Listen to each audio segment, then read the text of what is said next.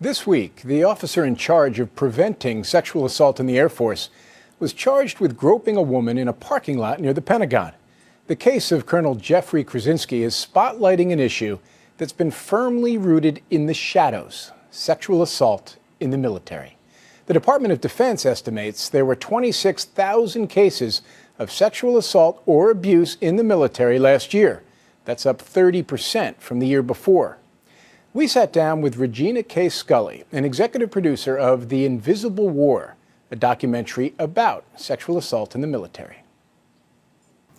Sexual assault in the military is they use the word epidemic. And I wake up and that he's on top of me.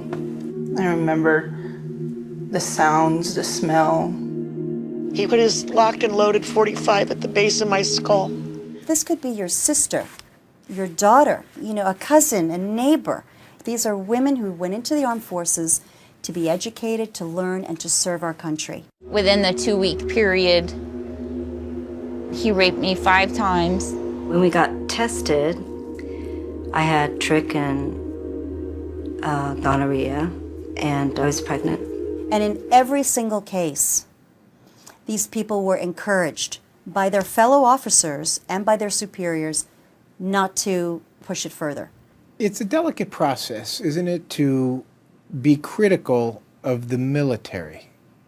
They had to walk the fine line of respecting what's good, but critically looking at what is absolutely not working.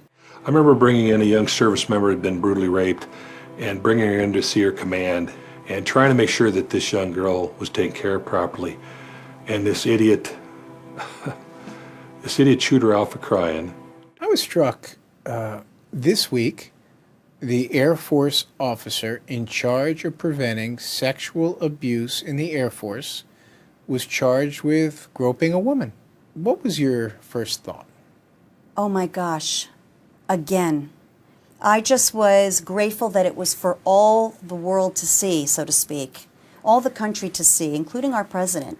I want them to hear directly from their commander-in-chief that I've got their backs, I will support them, and we're not going to tolerate this stuff, and there will be accountability.